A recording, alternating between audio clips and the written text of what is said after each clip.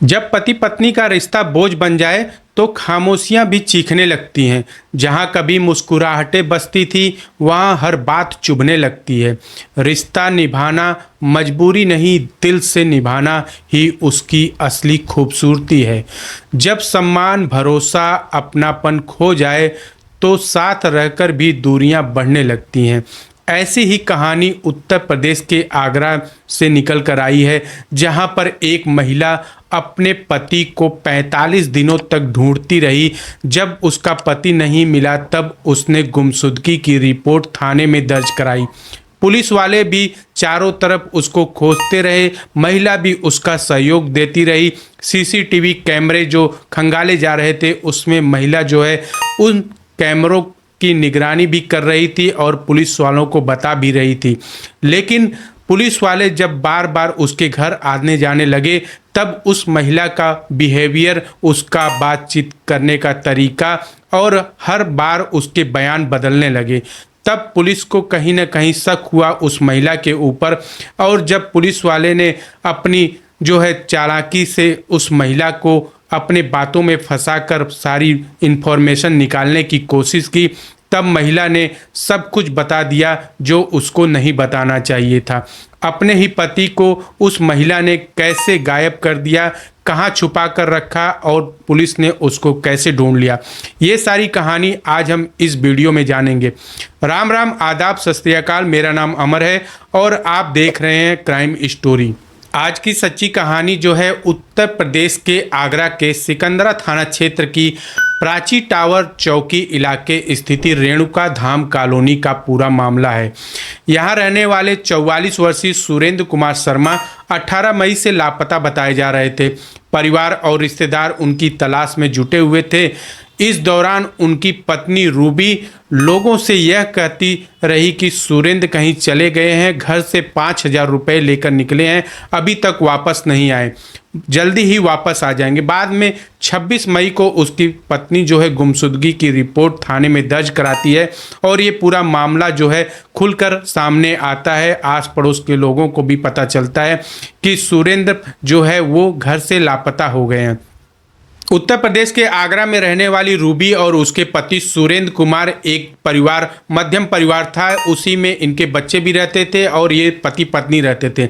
लेकिन इनका आए दिन डेली का झगड़ा सुबह शाम हमेशा घर में पड़ोसी लोग सुनते रहते थे। हमेशा आसपास इनकी आवाज़ें झगड़ा लड़ाई करने की जाती रहती थी। पड़ोसी भी काफ़ी परेशान थे इनके लड़ाई झगड़े से। डेली ऐसा कोई दिन नहीं था जिस दिन इनके घर लड़ाई झगड़ा ना हो। इनका पति सुरेंद्र जो है वो डेली शराब पीकर आता और अपनी पत्नी रूबी को प्रताड़ित करता और उसको कहता कि तुम मुझे पैसे दो शराब पीने के लिए, तभी मैं तुम्हें आराम से रहने दूंगा। रूबी दिन पर दिन तंग आती चली जा रही थी। वो आसपास जाकर कुछ काम धाम करके कुछ 2 रुपए जुटाती थी, अपने परिवार, अपने बच्चों का पालन पोषण करती थी। लेकिन सुरेंद्र शराब का लत ऐसा लगा हुआ था कि उसे कुछ भी दुनियादारी की परवाह नहीं थी, सिर्फ उसे शराब ही पीना था। जहां रूबी को अपने परिवार और बच्चों की चिंता थी, वहीं सुरेंद्र को कोई फर्क नहीं पड़ रहा था इन सब चीज़ों से। रूबी तंग आ चुकी थी रोज रोज के झगड़े से। अचानक एक दिन ऐसा होता है कि सुरेंद्र जो है घर पर आता है और शराब के नशे में ही होता है। रूबी जो खाना बनाती है, मनपसंद उसका खाना बनाती है, खीर में उसने नशीला पदार्थ मिला देती है और सुरेंद्र को खिला देती है। भरपेट सुरेंद्र खाना खाने के बाद मूर्छित हो जाता है और रूबी वहाँ पर उसकी हत्या कर देती है। हत्या से पहले ही रूबी ने प्री प्लान कर लिया था। उसने घर के बाथरूम में मजदूर बुलाकर वहाँ पर खुदाई करवा दी थी, यह कहकर कि अब इस गड्ढे को थोड़ा सा ऊपर करना है और इसके बाद इसमें टाइल्स लगाना है। मजदूर गड्ढे करके कुछ दिन के लिए चले जाते हैं। रूबी कहती है कि जब मैं बुलाऊंगी तब आना, उसके बाद इस पे टाइल्स वगैरह लगाना। ये सारा प्री प्लान था रूबी का। अब सुरेंद्र को नशे में जब होता है, उसको मारने के बाद रूबी खुद उसको घसीटते हुए बाथरूम तक लेके जाती है और उस गड्ढे में डालने के बाद माटी वगैरह जो था उसके ऊपर डाल देती है।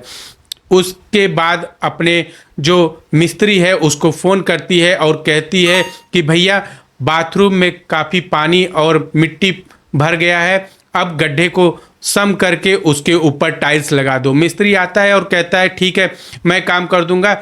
अब वो जो रूबी है वो खुद मिस्त्री के साथ लेबर की तरह काम करने लगती है, गड्ढे को भरने लगती है, माटी दबाने लगती है।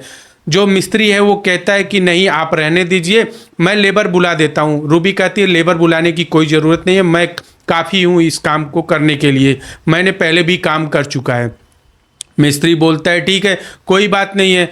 अब ये जो रूबी है मिट्टी डालकर पाट ओढ़ देती है, उसके बाद टाइल्स लगाने का काम चालू हो जाता है। मिस्त्री को भी कुछ पता नहीं चलता, टाइल्स लगाकर वो चला जाता है। कुछ दिन बाद रूबी जो है, जब पड़ोसी पूछते हैं कि तुम्हारे घर पे लड़ाई झगड़ा तो एकदम बंद हो गया, सुरेंद्र कुमार शर्मा कहाँ है, दिखाई भी नहीं दे रहा है। रूबी कहती है वो घर से किसी काम के सिलसिले में गए हैं, घर से 5,000 रुपये भी लेके गए हैं, बहुत जल्द आ जाएंगे। धीरे धीरे दिन बीतता गया, लोगों का सवाल बढ़ता गया। रूबी जवाब देते देते थक गई। तब उसने अपने ससुराल में अपने जेठ को फ़ोन किया और कहा कि कुछ दिक्कत हो गई है, आप बच्चों को और माँ को अपने साथ ले जाइए, अब दिक्कत सही होगा तो उसके बाद वापस कर दीजिएगा, लेकिन आप घर पे आइएगा तो बाहर से ही बच्चों को लेकर जाइएगा, घर के अंदर मत आइएगा। ये बातें बड़ा ही शॉकिंग था, लेकिन उसके जेठ को ये सब नॉर्मल लगा। उसने कुछ सवाल जवाब नहीं किया, आया घर से दरवाजे से ही बच्चों को लेकर चला गया। इसके बाद जो रूबी है वो थाने पहुंचती है और अपने पति सुरेंद्र कुमार शर्मा के गुमशुदगी की रिपोर्ट 45 दिन बाद थाने में दर्ज कराती है। पुलिस वाले रिपोर्ट तो लिख लेते हैं, उसके बाद जब मामले की छानबीन शुरू होती है, सीसीटीवी कैमरे खंगाले जाते हैं।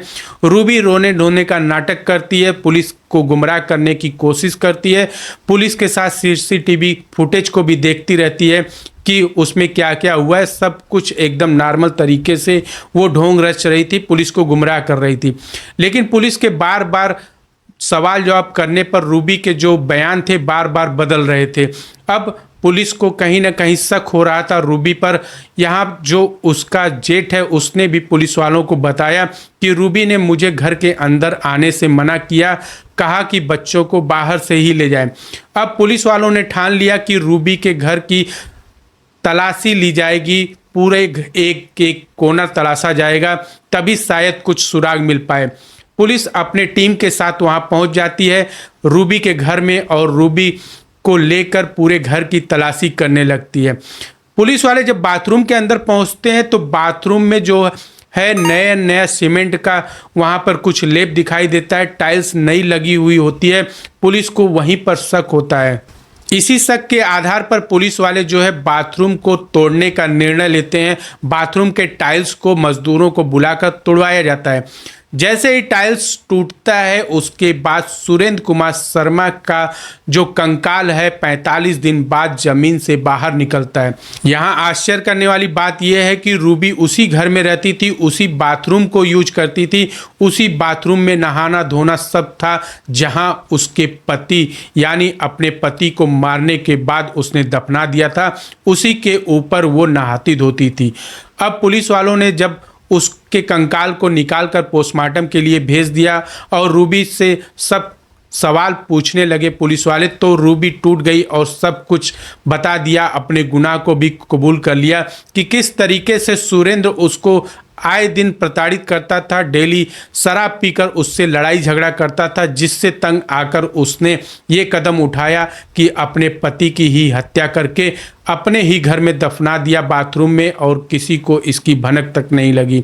अब पोस्टमार्टम रिपोर्ट आने के बाद पुलिस वाले जो है तहकीकात कर रहे हैं कि रूबी का साथ कोई और दिया था या रूबी ने पूरे घटना को अकेले ही अंजाम दिया था।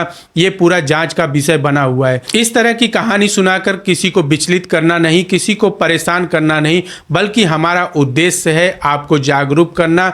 इस क्राइम की दुनिया में आपको सचेत करना ही हमारा प्रथम उद्देश्य है।